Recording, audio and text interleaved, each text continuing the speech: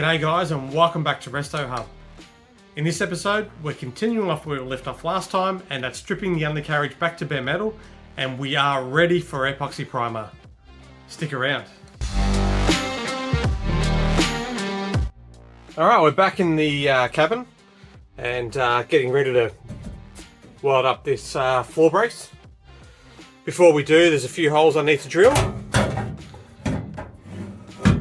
So one on each side, and then back here, well, that can be done later on, doesn't really matter about those, but yeah, these ones definitely need to be drilled before I weld up the brace on. So before I do get into welding it, of course, drill the holes. I will probably strip the top coat off. I'm not sure what sort of paint it is, and I want to make sure it's compatible with the top coat I put on there. So I'll strip that. Doesn't really matter about underneath because I'm not going to paint the bottom. And then under where the welds will probably be in contact with the floor, I'll just clean up under there. So under these flanges, and of course on the floor as well. Put a bit of copper weld through spray down there, and get ready to weld it. So anyway, I'll pop you guys on a time lapse and you can see how I go. See you soon.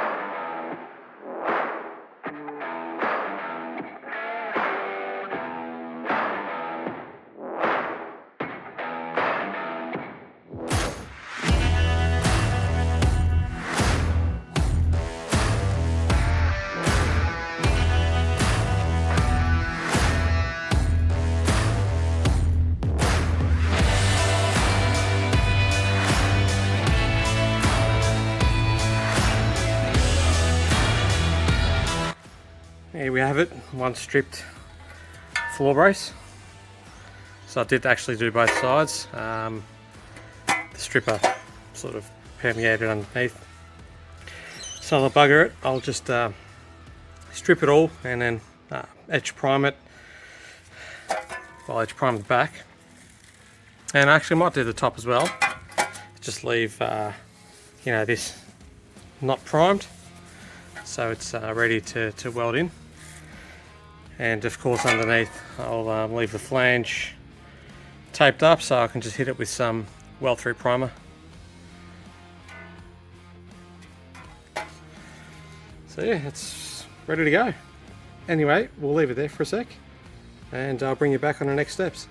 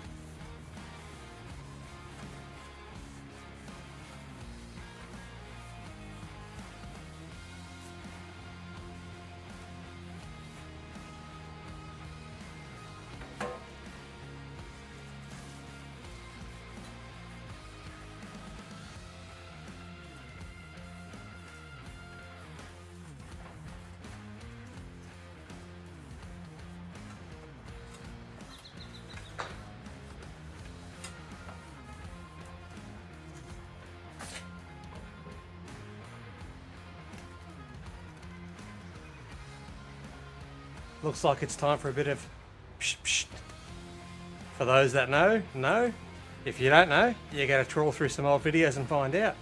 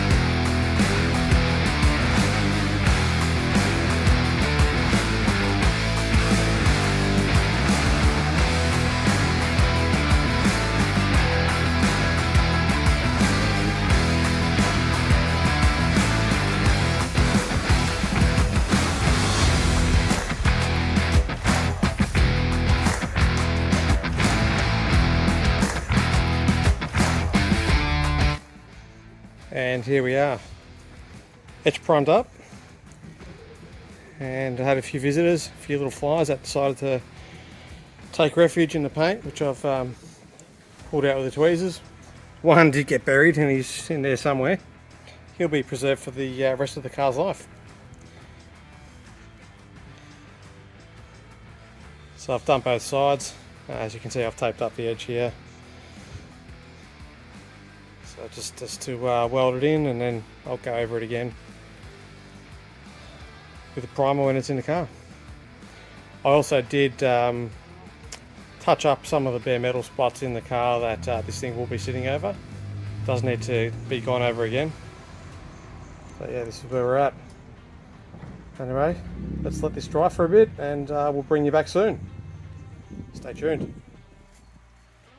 Sorry to interrupt this episode. I'm sure you're enjoying it so far.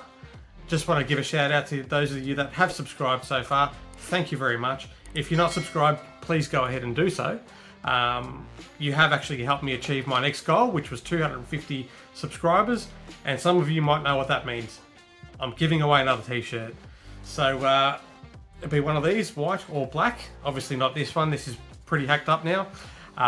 But for those that are interested in winning a t-shirt, all you need to do is pop a comment in below. Anything you feel like, question, comment, feedback, whatever you like, pop it in the comments below, and I'll randomly select someone before the next video, and you'll be the lucky winner of one of these t-shirts. Anyway, again, thank you very much, and I hope you're enjoying the show. Alright, we're back in the car, and the bucket seat brace is all primed up. What I've also done is just put some cardboard over the glass, because I'm going to be doing a bit of grinding and welding. Hopefully I don't get any big sparks in here that causes something to catch fire, because you know it still does have the original lining in there. I've done what I can to protect it. We'll see how we go.